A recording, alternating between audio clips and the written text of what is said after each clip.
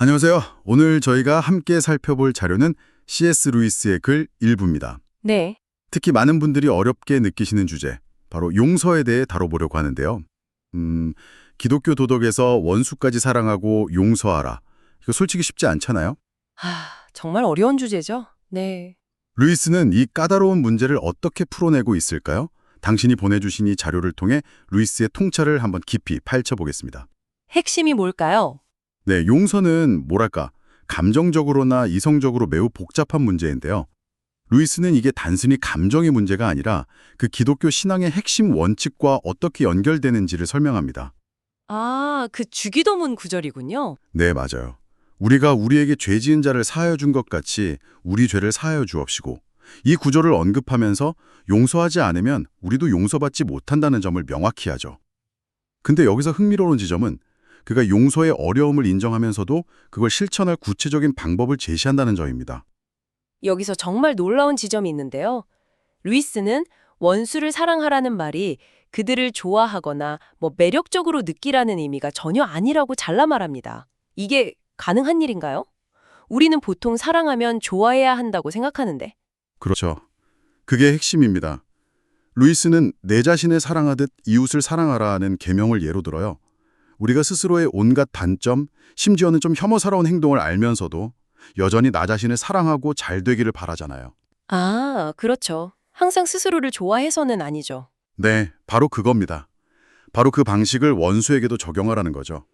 어떤 감정적인 호감이 아니라 상대방의 궁극적인 잘됨, 그러니까 영어로 굿을 바라는 그런 의지적인 선택인 겁니다. 죄는 미워하되 죄인은 미워하지 말라는 말도 사실 처음 들으면 좀 위선적으로 들릴 수 있잖아요. 맞아요. 저도 처음엔 그렇게 생각했어요. 루이스도 처음엔 우습게 들렸다고 고백하는데 이걸 어떻게 가능하다고 설명하나요? 특히 끔찍한 범죄를 저지른 사람에게 이걸 적용하는 게 가능할까요? 루이스 자신도 그게 어렵다는 걸 알았지만 자기 자신을 돌아보면서 가능성을 발견했다고 합니다. 예를 들어서 우리는 자신의 어떤 비겁함이나 이기적인 행동, 즉 죄는 정말 싫어하면서도 자기 자신, 죄인에 대한 사랑이나 잘되기를 바라는 마음은 버리지 않죠. 나 자신에게는 그렇게 하고 있네요, 생각해보니. 네, 바로 이 분리를 타인에게, 심지어 원수에게도 적용해야 한다는 겁니다.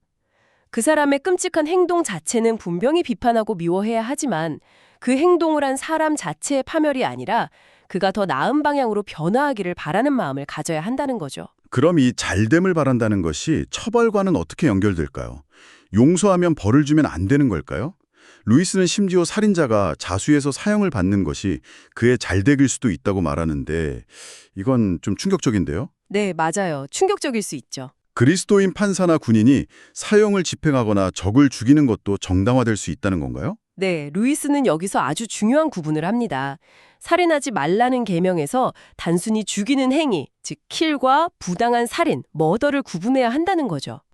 킬과 머더의 차이. 네, 국가에 의한 정당한 처벌, 예를 들어 사형이나 또는 정당한 전쟁에서의 살상은 개인적인 증오나 복수심에 기반한 살인과는 다르다는 입장입니다. 핵심은 행위 그 자체가 아니라 행위자의 내면 상태라는 거예요.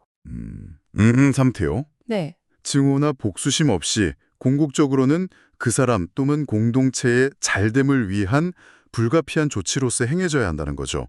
물론 이게 매우 어려운 요구임은 분명합니다. 듣다 보니 정말 높은 수준의 어떤 내적 성찰이 필요한 것 같습니다.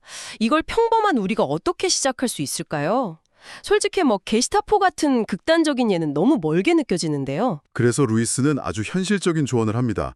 거창하게 시작하지 말라는 거죠. 다행이네요. 네, 당장 히틀러나 게시타포를 용서하려고 애쓰기보다는 바로 지난주에 당신을 짜증나게 했던 배우자, 부모님, 자녀, 아니면 직장 동료의 사소한 잘못부터 용서하는 연습을 시작하라고 합니다. 작은 것부터 실천하라는 거죠. 그건 좀 해볼만 하겠네요. 작은 연습부터 시작하라니 훨씬 현실적으로 다가옵니다. 네. 그리고 덧붙여서 우리 안에 좀 어두운 부분을 점검해 볼 방법도 제시하는데요. 예를 들어서 어떤 흉악 범죄에 대한 자극적인 뉴스를 접했는데 나중에 그 내용이 좀 과장되었거나 사실이 아니라는 정정 보도가 나왔을 때를 한번 생각해 보세요. 네. 이때 다행이다 라고 안도하는 대신에 여전히 그 사람을 악당으로 계속 몰아가고 싶고 뭔가 좀 실망스러운 마음이 든다면 그건 우리 안에 어떤 증오심이나 가학적인 마음이 있다는 위험 신호일 수 있다고 경고합니다. 와, 날카로운 지적이네요.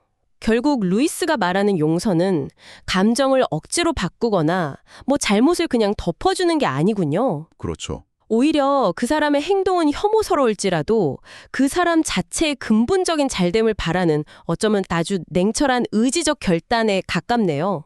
마치 우리가 우리 자신에게 그러하듯이 말이죠. 맞습니다. 그리고 하나님이 우리를 사랑하시는 것도 우리가 특별히 매력적이거나 착해서가 아니라 그냥 우리 자신이기 때문이라고 덧붙입니다. 그 조건 없는 사랑과 용서를 모델 삼아서 우리도 타인에게 그렇게 해야 한다는 것이죠. 오늘 C.S. 루이스의 글을 통해서 용서라는 참 무거운 주제를 새로운 각도에서 볼 수 있었습니다. 원수의 잘됨을 바란다는 것, 당신은 이 개념을 개인적인 관계를 넘어서 어쩌면 용서하기 더 어렵게 느껴지는 사회적, 구조적 문제나 어떤 역사적 상처에는 어떻게 적용해 볼 수 있을지 한번 곱씹어 보는 시간을 가져보시면 어떨까요? 다음 시간에 더 흥미로운 이야기로 찾아뵙겠습니다.